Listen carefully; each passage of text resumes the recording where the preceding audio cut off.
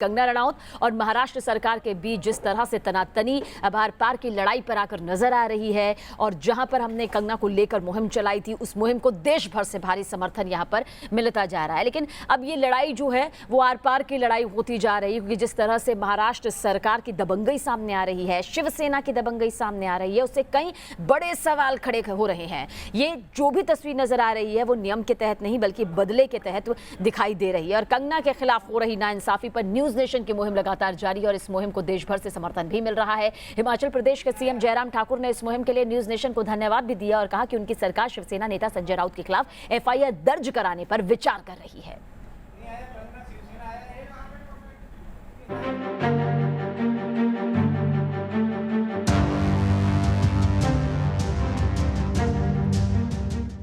कंगना के खिलाफ अन्याय क्यों?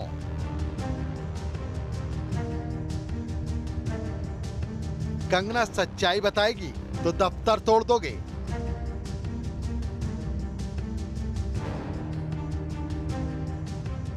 न्यूज नेशन ने उठाए सवाल तो साथ आया देश। सुशांत को इंसाफ दिलाने और बॉलीवुड माफिया और शिवसेना की दबंगई के खिलाफ कंगना ने झांसी की रानी की तरह आवाज उठाई तो शिवसेना नेता खुलेआम दबंगई पर उतर आए। शिवसेना नेताओं की कंगना के खिलाफ अपशब्दों की बौछार और उनके दफ्तर पर तोड़फोड़ के खिलाफ न्यूज नेशन ने मुहिम चलाई तो देश भर से आवाजें बुलंद होने लगी।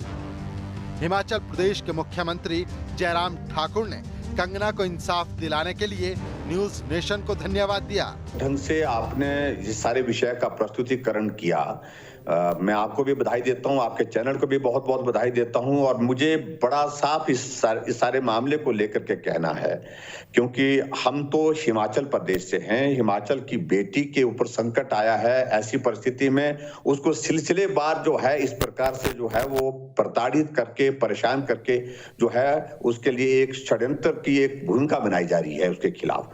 तो ऐसी परिस्थिति में हिमाचल तो आज साथ है ही है। आपने ठीक कहा कि वो कंगना सिर्फ हिमाचल की बेटी नहीं, पूरे देश की बेटी है। पूरा देश उनके साथ आज की तारीख में खड़ा है।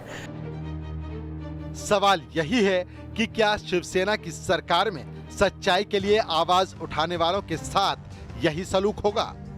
सवाल यह भी है कि शिवसेना की अगुवाई वाली बीएमसी ने कंगना के दफ्तर को तोड़ने के लिए जो हड़बड़ाहट दिखाई, वही बीएमसी शिवसेना नेताओं के अवैध निर्माण पर क्यों आंख बंद किए हुए है? शिवसेना के नेता और मंत्री अनिल परब पर खुद बांद्रा के गांधीनगर में अवैध निर्माण का आरोप लगा है और उसे हटाने का नोटिस भी दिया जा चुका है।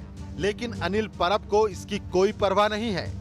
वो तो अपनी सरकार की एजेंसियों पर ही सवालिया निशान लगाने से भी नहीं चूक रहे। उसके घर पे जब बुलडोजर चला दिया तो प्रश्न उठना बिल्कुल लाजमी है कि आप यहाँ पर बुलडोजर क्यों नहीं भेज पाए जो देश के दुश्मन है, और जिसके लिए खुद शिवसेना जो है क्रेडिट देता है कि बाला साहेब ठाकरे जी ने दाऊद इब्राहिम को देश से भगोड़ा बनवाया।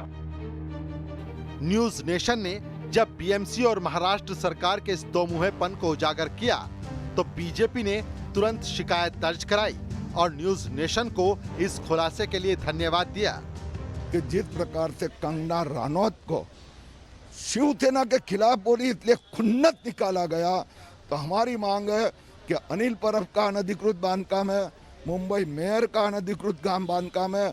न्यूज नेशन एक अच्छी मुहिम चला रहा है, तो न्यूज नेशन की मुहिम में सभी बांधकाम को तोड़ना चाहिए, लेकिन मेयर और मिनिस्टर का बांधकाम पहले तोड़ना चाहिए। न्यूज नेशन की मुहिम के बाद सवाल शिवसेना के राजनीतिक आदर्शों पर भी उठ रहे हैं। बीजेपी नेता ये सवाल उठा रहे हैं कि क्या सत्ता के लिए शिवसेना ने अपने संस्थापक बाला साहब ठाकरे के उसूलों से समझौता कर लिया है? नहीं, मुझे तो ऐसे कोई नोटिस आज तक मिली नहीं है और मेरा तो कोई घर नहीं है। जो मेरे घर है, मेरे पिताजी का घर है, जो मेरे बहन का है, जहाँ पर मेरा जो ऑफिशियल एड्रेस वही है। वो गलत लेटर अगर मेरे नाम से दिया होगा तो वो गलत दिया हुआ है। म्हाडा ने कोई भी लेटर देने से पहले ये जांच करनी चाहिए कि उसका मालिक कौन है। शिवसेना लगातार एक महिला, एक कलाकार और एक बेखौफ आवाज को दबाने की कोशिश कर रही है। न्यूज नेशन इसी अन्याय के खिलाफ मुहिम चला रहा है, जिसकी पूरे देश में तारीफ हो रही है। Team news nation.